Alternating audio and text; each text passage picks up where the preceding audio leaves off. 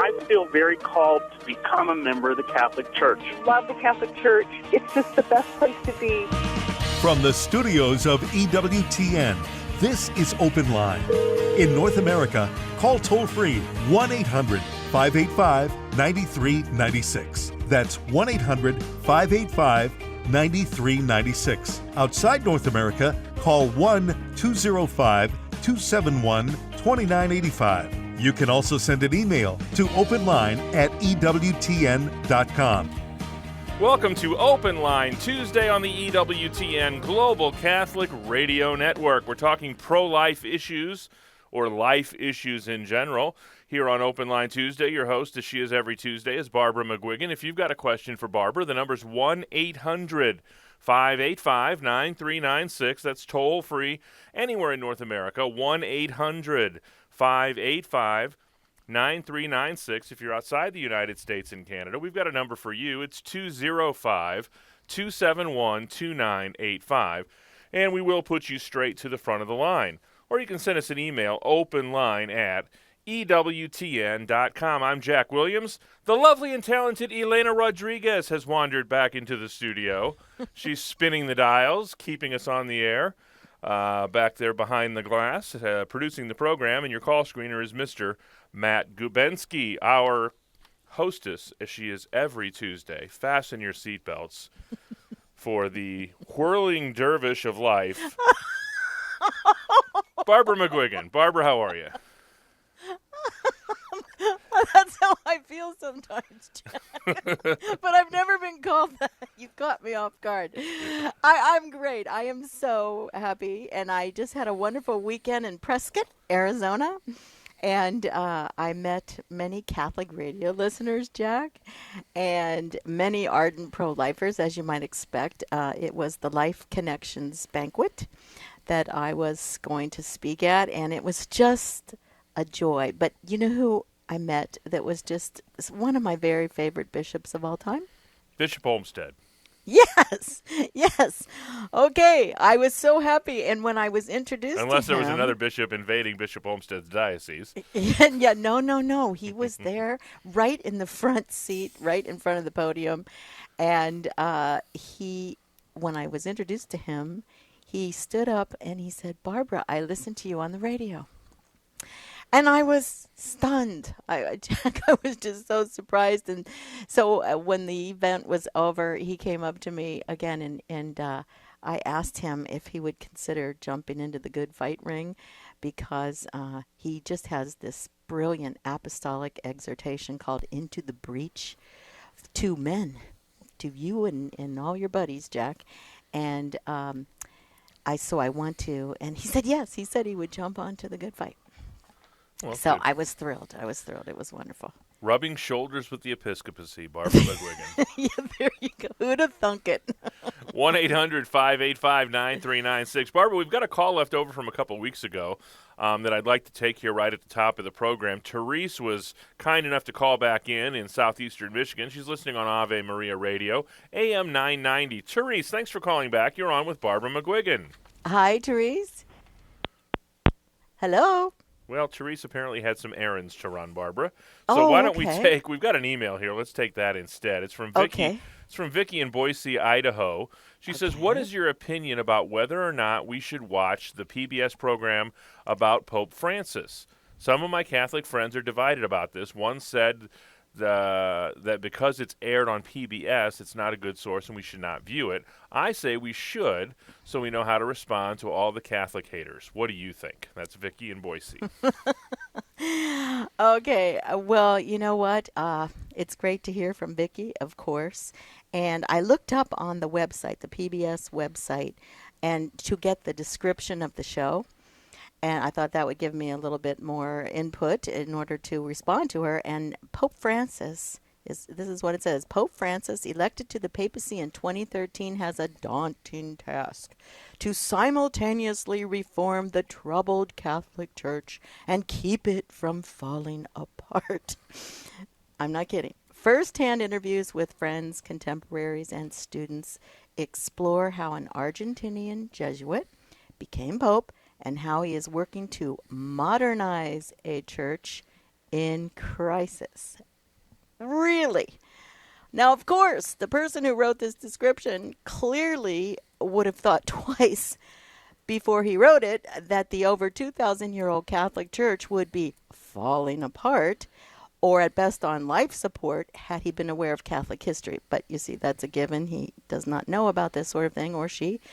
But I would assume that this documentary will have everything to do with the synod, or at least it will be brought up, that Pope Francis opened yesterday, which is what everyone's talking about now. And there are those people, Jack, who do see a crisis looming at this particular synod. But as we heard Dr. David Anders just say, the synod has zero power to define doctrine or dogma. Okay, so take a deep breath, because nothing, no dogma can possibly change for sure.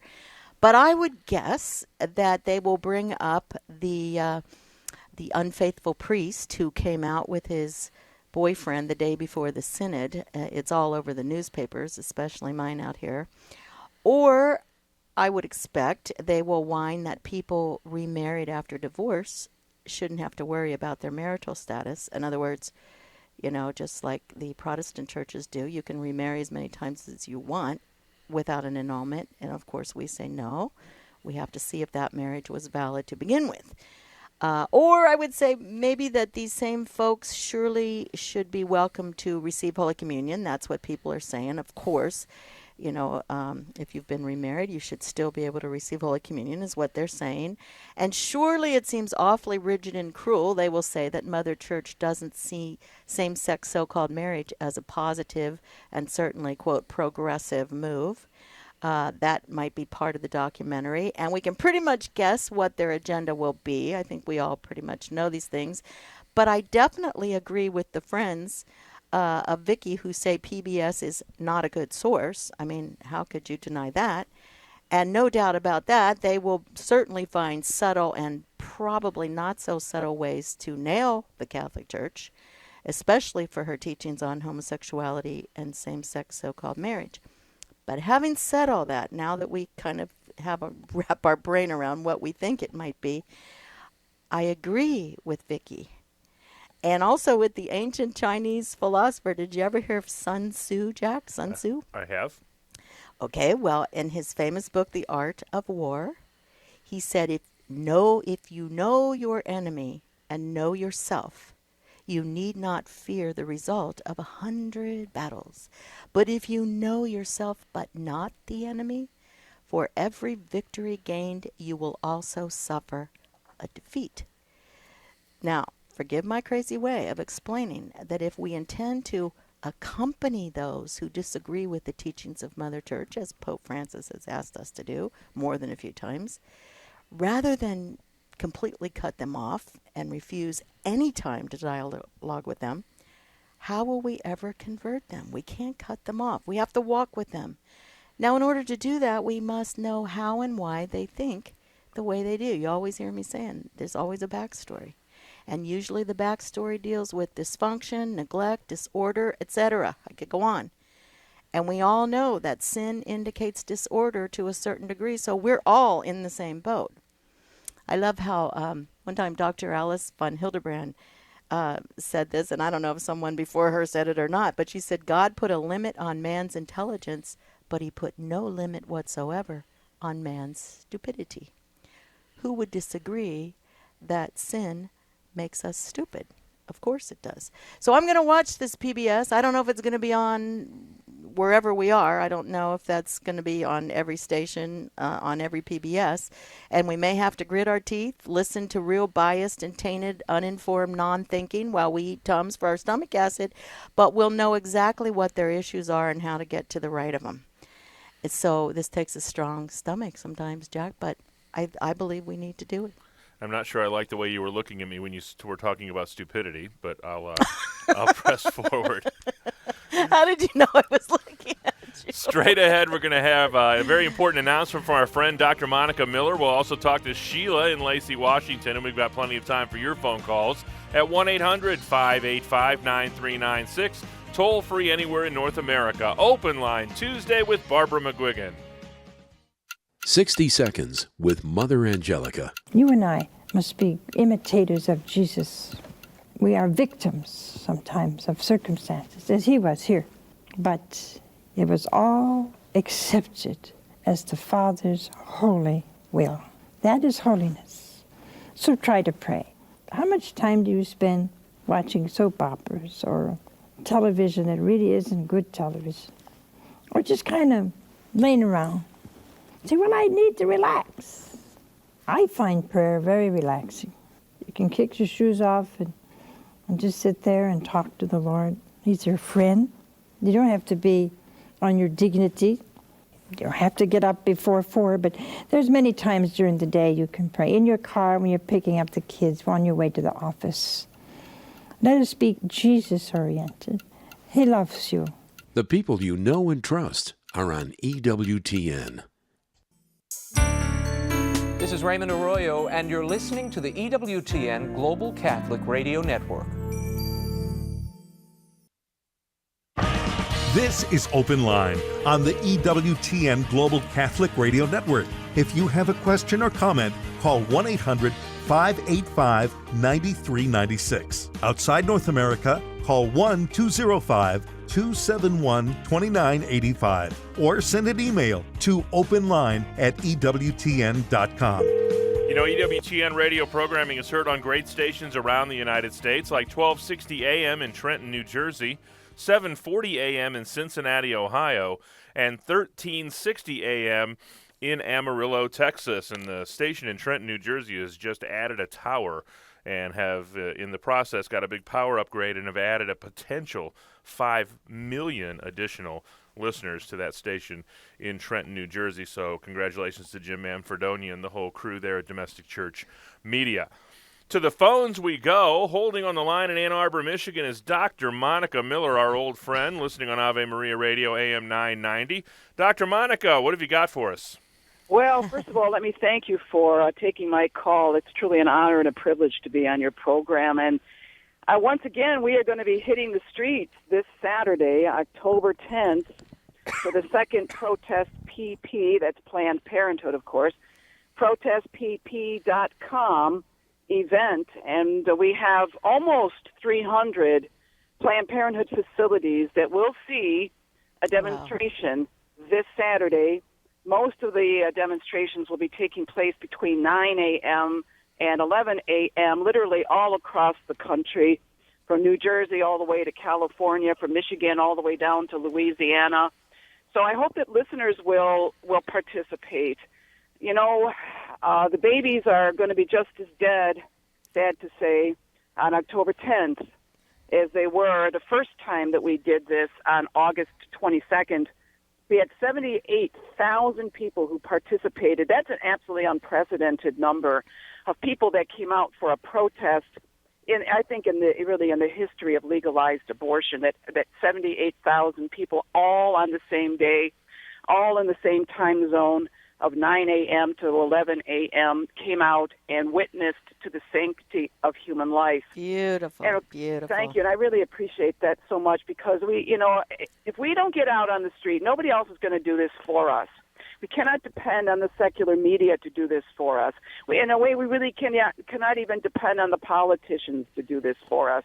We have to be the voice of the voiceless. Planned Parenthood this summer, as a lot of listeners already know, it was exposed that they are not only killing, as bad as that is, innocent unborn children, but they are rummaging through their body parts and putting those body parts up for sale, treating human beings like trash, treating human beings like a sellable commodity. And we need to be the voice that does not allow this atrocity to die out in terms of public awareness, to make people aware. So once again, protestpp.com. So people want to find out where one of these 300 demonstrations are taking place. Just go to the website, click on that locations tab. Everything is alphabetized by state, so just scroll down to your state. And hey, here's the other thing. If you see, when you go to your state, that there's a Planned Parenthood that's not covered, that's not on the list, and you know about it, you can sign up. and do a demonstration yourself. Get your family out there, get your friends out there, and add to the numbers. The number of places where we have a presence is the most important thing. So I'm just so grateful to have this opportunity to be able to let listeners know that this Saturday, October 10th, is the nationwide protest of Planned Parenthood. The second time that we're doing this. We hope to get those numbers up there again. We had 78,000 the first time. We should have 90,000 the second time. Wouldn't that be something? And really, isn't part of the goal, Monica, to keep the heat on Congress so we can get defund Planned Parenthood? For the defunding, the defunding issue is still an ongoing issue that has not been resolved. This is a long fight, a long battle, and it is very important for us to not hide or be silent or pretend that somebody else is just going to do it and I don't have to be involved. No, get out there, hold a sign. This is like the easiest thing you're ever going to do as a pro-lifer, honestly, is get out on the street with a bunch of other people who think just the way that you do, that believe in the sanctity of life, and hold a sign for a couple of hours. And you'll feel good about yourself that you went out there and that you did that, and keep coming back and do it again. And let's end the injustice of abortion. Yeah, no kidding. Hey, Monica, I want to ask you a question. Did you have the chance to read? It was in Matt Abbott's column that he sends out over the online, right? Father William J. Kuczynski. Do you know who that is? He's in Texas. They are picketing at the Planned Parenthood facility that's being built by a Catholic-owned construction company. God help us all. Yes, I have been in touch with the local leaders down there, and I've tried to give them some insight in what they might be able to do to stop or at least delay the building of that death camp. Is really what it winds up being. Is basically a death camp. And that it's such a scandal that any Catholic would be involved in the building of such a place. I hope that there'll be a boycott of that business. That person needs. Sometimes I hate to say it, people see the light when they feel the heat, and so we need to pray. I send some prayers that way regarding the Catholic owner of that construction company and all the pro-lifers that are trying to do whatever they can to stop it. Well, I hope they can do it, and I loved how he said in his speech, if you haven't read his sermon, rather, he said this week... I know Matt. Matt's a good friend of mine. Oh, you do? Okay. He said this week everyone's favorite Catholic bishop, Nancy Pelosi, was asked a simple question regarding babies in the womb and the harvesting of tissue and organs by Planned Parenthood. Here was the question. If the baby in the womb has a human liver and a human heart, is it a human being? Yeah. I saw the clip of this, and you know what she said? She got very flustered, and she replied that the journalist had some sort of ideological agenda. And then I remember her saying that I am a Catholic, and so always hide behind that Catholic facade. Yes. And I thought, boy, she has an ideological agenda, as Father said, and it's an ideology of death. So we have to pray for the dear heart that she. Oh my gosh, will see the light, huh?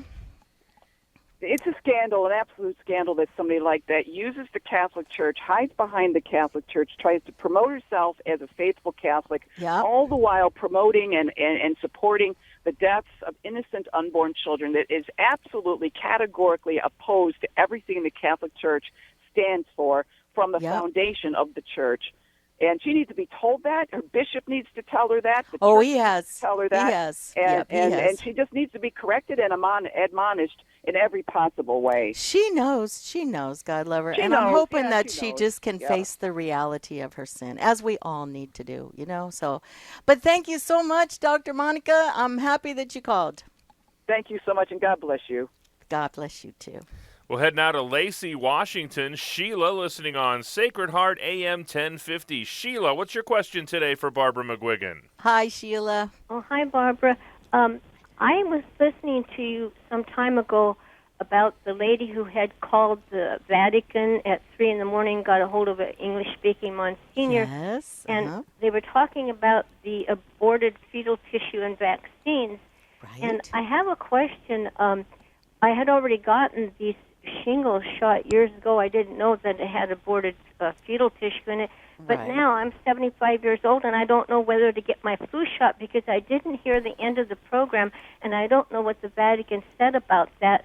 And my son has told me that he's worried about me being around my grandchildren if I don't get the flu shot, and I just wonder if you have an answer for that. Yeah, I'm pretty sure I do, because the flu shot is not on Debbie Vintage, Children of God for Life. It's not on the graph that she made up for USA and Canada on aborted fetal cell line products and ethical alternatives.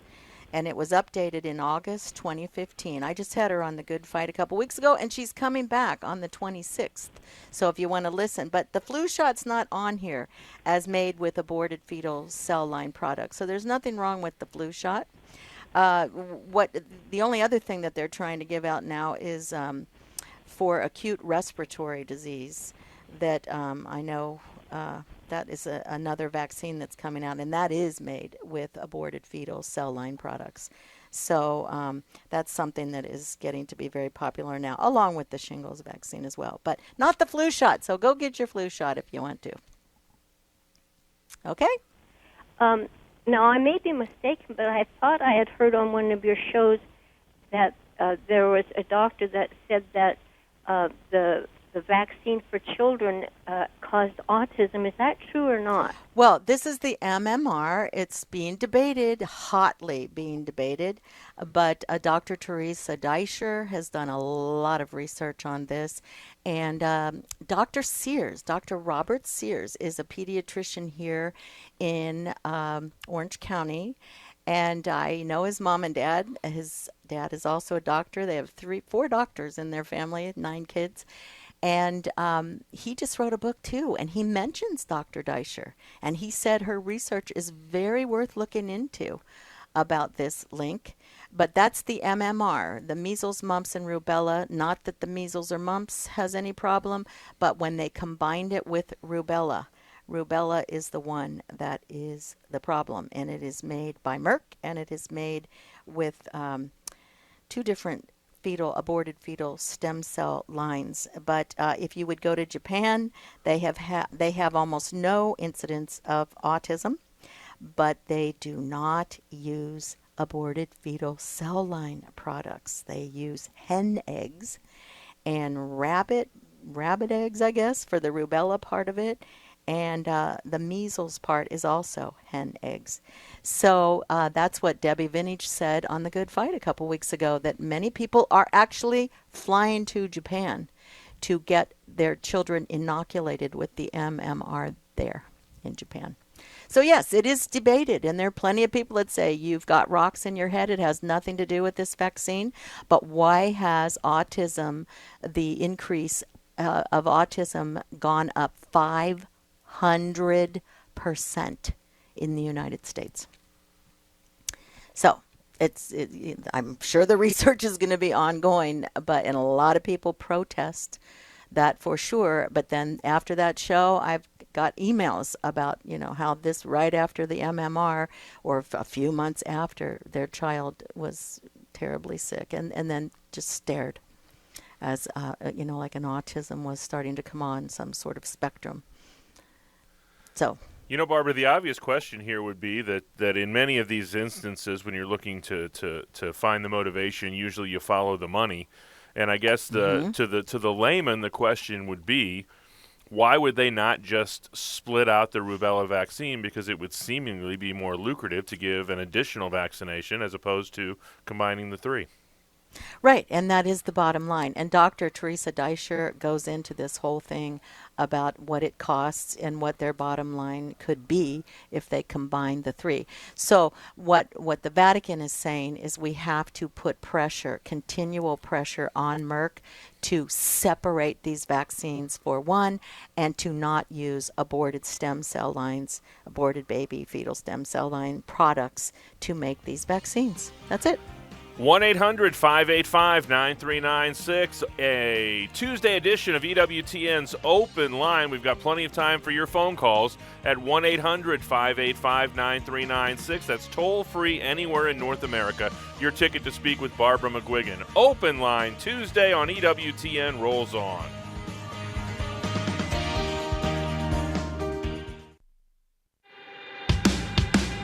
Christ gives you a second chance. Get a fresh look and a second take on life. Through the eyes of faith, love, and mercy. Faith, love, mercy. Take two with Jerry and Debbie.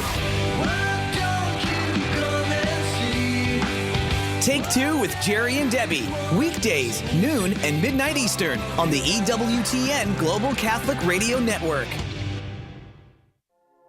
A lot of people presume that organized religion is somehow shallow.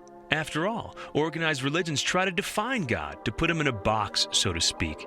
And wouldn't a supreme being be more vast and undefinable than that? So they end up being attracted to a spirituality that's more, well, vague. But if you think about it, Catholics claim that God is love. And if God is love, wouldn't he want to stoop down to our level so that we could know him? Wouldn't he make himself understandable and definable for our sakes? Wouldn't love choose to become as approachable as an infant or as plain as bread so that we could draw near to him, know him, and touch him? You see, we Catholics didn't put God in a box. God put himself there for our sakes, and love would do nothing less. And there's nothing more vast and more profound or more beautiful than that. This is Chris Stefanik from reallifecatholic.com.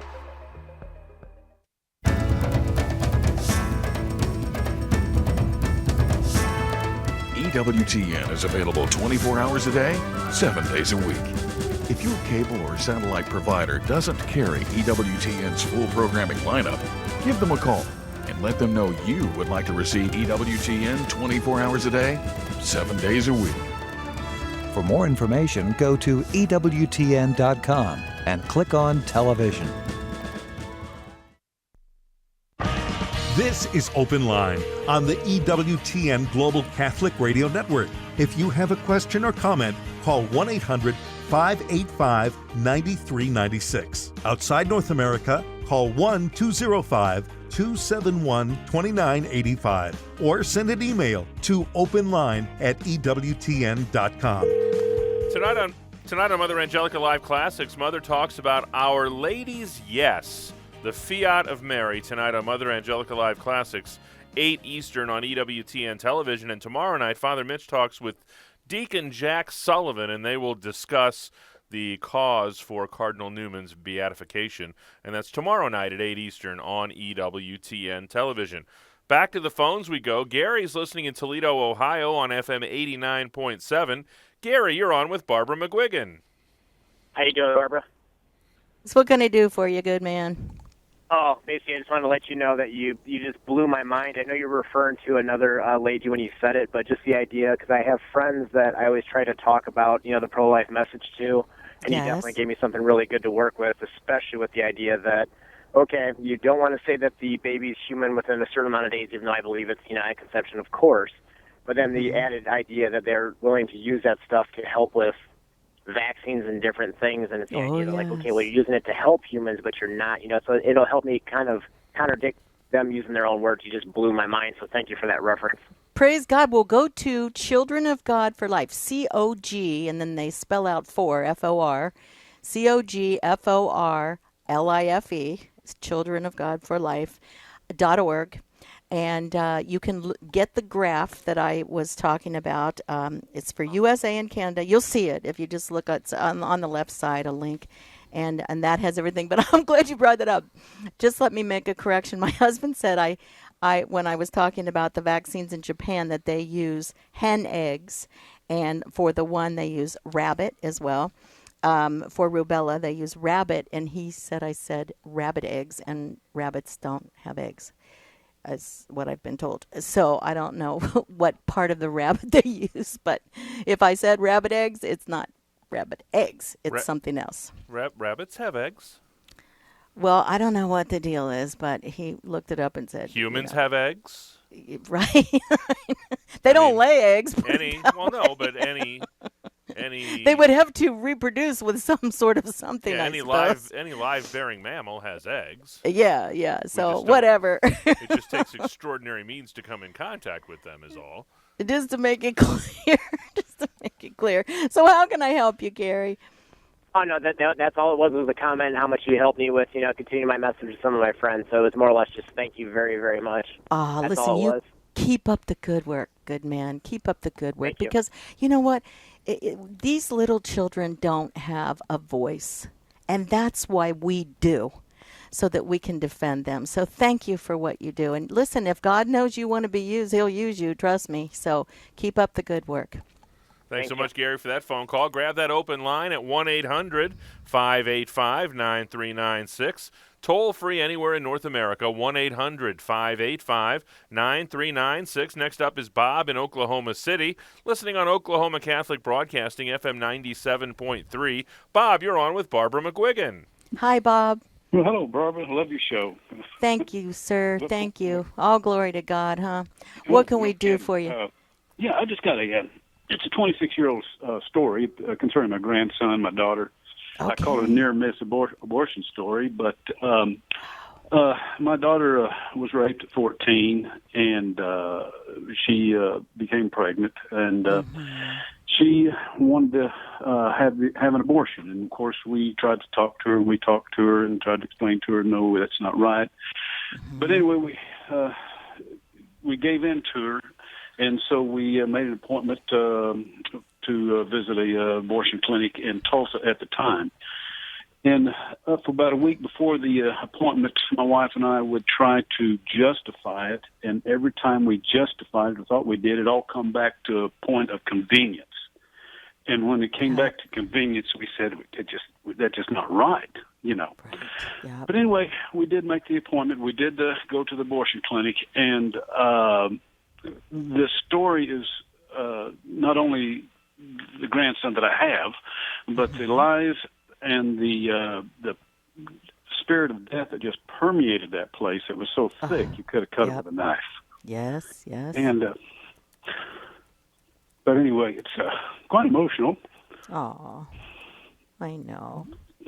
But anyway, the lies and the deception that we experienced in the abortion clinic. My daughter came out from the room where they were going to perform this murder, and she said, "Daddy, I can't do it." Oh, praise God. Oh. See, and you intervened. You were the one who stood in the breach. You intervened. If you had said nothing, she wouldn't have had your words because they were inspired words by the Holy Spirit to give her.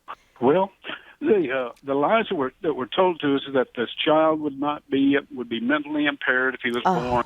Goodness. So today I have a 26-year-old, 225-pound grandson that's married and has given us 2 great grandchildren. Oh, yes. So, yes. And you played a role. You played a role in saving your grandchild's life. Yeah. This 225-pound great man, you played the role. And this is what I'm saying. God, if you want to be used by God, you'll be used. He will use you. And you stood up there, and you weren't worried if you were going to offend her. You didn't want to. That wasn't your goal. But your goal was to save the newly conceived life within her womb. And you did. And so we raised him not as a grandson, but as a son. And he's more of a son to us nowadays. And it's just been, it really absolutely been a blessing. Well, and I can't imagine the blessing that your daughter isn't experiencing, that she had the strength. She's proud of him. Of course she is. And that's how it works out. That's how it works out, But I didn't mean to get too emotional on it, but don't worry. It is an emotional thing because your whole heart and your mind and your soul were involved in that decision. But God is good. See, he works through us. We don't cause the miracle. That's not what we do, but he works through us. And so you were docile enough and you wanted to be used. So praise God. I praise God for you, Bob. Keep up the good work, good man. But I just want to tell you the story. I'm glad you did. Thank you for calling. You bet. Bye-bye now. Next up is Diane in Dallas, Texas, listening on Guadalupe Radio AM 910. Thanks for calling, Diane. You're on with Barbara McGuigan. Hi, Diane. Hi, Barbara. I am so glad that someone is finally touching upon this vaccine issue. Yeah. I had a son that was damaged by vaccines, and there's no doubt in my mind and that's what happened. And there's been a lot of research done. In fact, I would recommend a book called Evidence of Harm by David Kirby that really does a lot of research into the vaccines. But my problem is that my children were in Catholic school, and we were actually kicked out of Catholic school. Why? Because my children, I refused to use vaccines that were propagated on aborted fetal tissue. Okay, there you go. Okay. I had a conscientious objection. Yes. And interestingly enough, the public schools recognized the conscientious objection, but the Catholic schools were not. I had a letter from my state representative saying that this is against the law, but unfortunately there was no one to enforce the law because it was a Catholic school. I had a letter from the executive director of Human Life International's office in Rome saying, and I quote, "This goes against the centuries-old teachings of the Catholic Church on the human sanctity of life," unquote, and basically said, "You cannot do this." Mm-hmm. And the pastor said, "Watch me." Wow. Very upset with me because I would not use these vaccines. I took it to the bishop. I spoke with him and interestingly enough, I mean, it's kind of ironic, at a religious freedom talk that he was having. We have two bishops, and I spoke to one of them about it, and I said, what about religious freedoms about using vaccines that are not propagated on aborted fetal tissue? And he started screaming at me and telling me that I was endangering people's lives by not having my children vaccinated by these. Goodness, yeah. Well, it's, we're up against this now, or coming up against it with my new grandbaby, because my daughter has read up a lot on this too. And it's all about vaccines, but I can't think of the title of the book she just read by Dr. Robert Sears, Sears. And he's the son of a doctor and also a pediatrician, and he's the one who recommended Dr. Teresa Deischer and her research, that you take the time. He wasn't telling anyone what they need to do, but he was saying this is a good resource. So you're going to want to listen to The Good Fight on, let's see, it will be on the 24th of October from 11 to 1 Pacific, 2 to 4 Eastern. And I am having Debbie Vintage back on because there were so many questions when the show was going on. There simply wasn't time to take all the questions. And she wants to talk about Gardasil as well because that's come up on Open Line plenty of times. And so listen to The Good Fight if you can on the 24th of October because Debbie will be back. She is the founder and president of Children of God for Life. And I'm sorry you had to go through what you had to go through. And I have gotten emails since Debbie was on. And one of the ladies fought against this up in Sacramento because now in the state of California, it is mandated that you give vaccines to your children. And even if you're being homeschooled, I don't know how they can know what you're doing with your kid as far as vaccinations go. But this one lady went to Sacramento to fight against this because one of her very close friends had a little baby, and the first vaccine, MMR vaccine, I guess they give it in 3 different doses. The first time the baby screamed all night. She said, I wish I could find the email, but I can't. But the baby screamed all night, got very, very ill, and then was able to overcome it. The next time she takes him back for the next dose, very, very ill and screamed all night and was in so much pain. And the third time, the baby completely changed and just went into a stare, and then they have no communication now between the parents and their child because she's completely autistic, I guess you would say, or on the spectrum of autism. I don't know. But that was an email that I got. So my heart broke that day when I read that, because the baby, the happy, bouncing little kid they had, was now completely changed. 1-800-585-9396 is the toll-free number to talk to Barbara McGuigan. We still have time for your phone calls. 1-800-585-9396. Talking the life issues with our pro-life warrior, Barbara McGuigan, on Open Line Tuesday.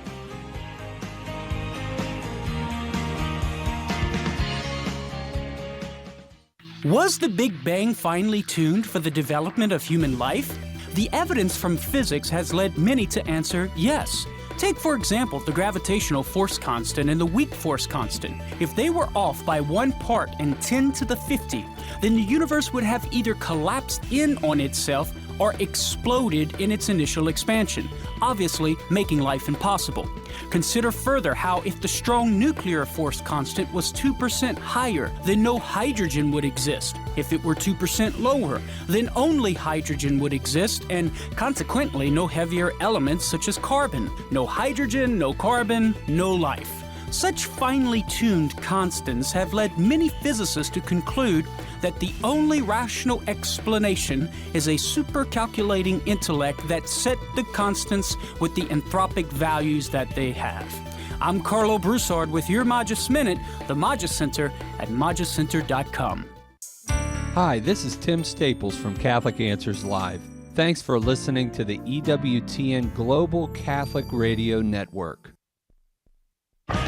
This is Open Line on the EWTN Global Catholic Radio Network. If you have a question or comment, call 1-800-585-9396. Outside North America, call 1-205-271-2985 or send an email to openline@ewtn.com.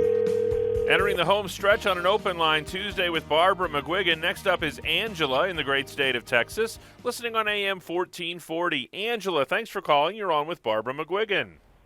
Hi, thanks for taking my call. I wanted to know where I could get a copy of, or where I could look up, I guess, a link that said the Vatican is encouraging single vaccinations, or wants us to encourage that in America, I guess. I'm not sure I heard. Actually encouraging single or double, however we talked about this a couple of weeks ago. Donald Trump and Dr. Ben Carson were saying they're trying to get people to spread instead of giving this mega shot, 3 times, that Right. they spread it out, something like that. But go to Children of God for Life, COGFORLIFE.org. Okay, and you will look up aborted fetal cell line vaccines and the Catholic family. And when I had Debbie on The Good Fight a couple weeks ago, she actually wrote this. She's the executive director of Children of God for Life, founder of it as well. And what the Vatican encouraged all of this information, she received an official Vatican letter and 8-page document that overwhelmingly supports the efforts of Children of God for Life, Dr. Teresa Deischer, Dr. Sears, all the other doctors that are involved in this. And under the direction of the Sacred Congregation for the Doctrine of the Faith and Cardinal Joseph Ratzinger, who was then Pope Benedict XVI, the Pontifical Academy for Life clearly defined medical and parental obligations to use ethical alternatives if they could be found. And so what the Vatican bottom line was saying is you have a responsibility, because it says equally they should oppose by all means in writing, through the various associations, mass media, etc., the vaccines which do not yet have morally acceptable alternatives, creating pressure so that alternative vaccines are prepared which are not connected with the abortion of a human fetus, and requesting rigorous legal control of the pharmaceutical industry producers. So they were basically saying, I mean, there's a lot to read here. So this is why I'm referring you to aborted fetal cell line vaccines and the Catholic family. That's the title of this work. I'm telling you, it's a masterpiece that Debbie put together. And what the Vatican was saying basically is if it is necessary, you know, if there's an outbreak of rubella, I would suppose, or something like that. They don't say that, but if it becomes necessary that you must have your child inoculated for this reason, then of course it is remote material cooperation with evil. Remote. But then when it comes to the big pharma companies, when it comes to Merck in particular, who is bonking these out, you know, putting MMRs together and not going back, I should say, to using hen eggs, what they used to use, right? Then we have to put pressure on them. We have a responsibility as parents to put pressure on Merck for an alternative to the vaccine. So I would imagine that when their bottom line is affected, they will, if enough pressure is put on, they will say, okay, we'll go back to hen eggs. Something like that. Thanks so much for your phone call, Angela. We'll head now to Omaha, Nebraska. Leslie, listening on Spirit Catholic Radio, FM 102.7. Leslie, you're on with Barbara McGuigan. Hi, Leslie. Hi, Barbara. I'm a devoted listener to Catholic radio, and my kids go to Catholic school. Good. However, I'm very concerned with the topic today. I do have a master's degree in pathology, and I also have a child that is recovering from leukemia and is in remission. And I'm sorry. it's at a Catholic school where they do advise kids to get vaccinated. I'm concerned because I think that first of all, I wish if this information was coming out that you had both sides. And I wish, I don't want to be insulting to you, but this is not your area of expertise. No. You are so right. You are so right, Leslie. And I'm glad you called in. But I do have people with expertise on this situation. Dr. Teresa Deischer has her PhD with honors from Stanford. And she is the one who has come up with some incredible research on the vaccines. I understand your research. I also understand. When I was working on my master's degree, I worked at making monoclonal antibodies and making vaccines. I think that what you're making people think is that there's usual fetal tissue used in vaccinations, which is so rare and not the case. No, but you know what? I'm not saying that, though. I'm not saying that, good lady. I'm not saying that. If you look at the graph that is presented by Children of God for Life, Dr. Deischer, a lot of people use it. It's a whole graph. And if you read this paper, I think it would be very informative, because we can't know everything, right? We can't know everything. But they break down all of the diseases: acute respiratory, chickenpox, cystic fibrosis, hemophilia, hepatitis A and B, A and typhoid, infection prevention, the MMR, measles, rubella, mumps, rubella, all the combinations, MMR and chickenpox, polio combination, rabies, rheumatoid arthritis, shingles, and smallpox. Okay, these are the vaccines right now that we know who makes the vaccine and what aborted fetal cell line it uses. And it's absolutely spelled out. And no one is saying that this is not accurate, because it is. They have proof. You can't make a truth claim unless you can back it up. These are very educated, very wise people. And like Dr. Teresa Deischer. And Debbie Vintage isn't a doctor, but we had Dr. Moy on as well. He works with adult stem cells. He understands all this as well. So it gives the ethical version, though, if there is one, but some of them do not have an ethical version. And so the point is, and what the Vatican has advised us to do, is to keep pushing for an ethical version that does not use aborted fetal cell line products. You don't have to be a PhD to know this, to understand this. And that's what I'm talking about. And I wouldn't want to scare anybody into you're the parent. You can make your decisions, of course. We're just talking about the research, huh? the research. It is very accurate. It isn't okay to say this one woman that her daughter had a situation with vaccines and make the leap that means that vaccines cause a certain situation. Well, I think they know has never been proven. Do you have any idea, Leslie, why there's a 500% increase in autism in our country? I mean, maybe you do know. I mean, I don't, but do you know why there's a 500% increase? Well, it doesn't mean that is the connection to that. Just like the connection, I could go through different studies where they don't understand why there's larger outbreaks of leukemia or childhood cancer. But I couldn't make that statement and say, yeah, we don't understand why there's an increase in statistics, and then jump to the conclusion without research and studies saying that this is the cause, because there's never been any causative proof.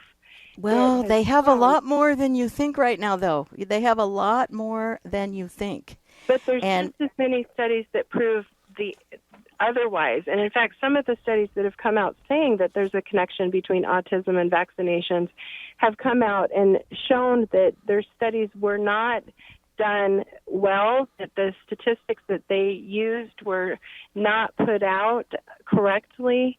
There's been a lot of criticism of that, and I just think that when you come out on the radio and have these things, I would prefer that the people that ran these studies and that you had the other side of it also presented. Well, with the Institute of Medicine weighs in on this. There's VAERS that has weighed in on this as well. Over 34,000 adverse reactions reported last year. Resulting in hospitalization, 3,000 to 4,000 permanent disability or death, and these children and siblings, are among the PBEs, what they call the PBEs. So, and I will say this, Barbara, I would welcome Leslie if she has studies. If she has studies that she can refer us to that suggest there's no link between vaccines and autism, I would love to see them. Good and idea. Leslie, if you would send those to openline@EWTN.com, openline@EWTN.com. I'd love to look at them, and we'd be happy to share them. Absolutely. If they're from credible sources. We appreciate your phone call. Quickly, we'll go to Mary in Goshen, Indiana, listening on Redeemer Radio, FM 95.7. Mary, we've got about a minute with Barbara. Hi, Mary. Yes. Hi, Barbara. We got to work fast. I really admire your being our pro-life warrior. This is my comment. I'm a 65-year-old lady. I am Christian. And with 40 million plus little babies murdered since Roe versus Wade, I don't see how people can put on their cars decals and stickers that say, God bless America. I agree with you 100%, dear lady. I totally agree with you, and I've been saying it. We have to pray that God will save America, for sure. Thanks so much for your phone call, Mary. Barbara, thanks for your time. We appreciate it, and we'll do it again next Tuesday, huh? Okay, great. God bless you. On behalf of our host, Barbara McGuigan, our producer, Elena Rodriguez, our call screener, Matt Gubinski, I'm Jack Williams, thanking you once again for tuning in. Back at it tomorrow. Father Mitch Pacwa in the house, talking church teaching, scripture, ancient languages, and the like. Until we get together tomorrow, God bless.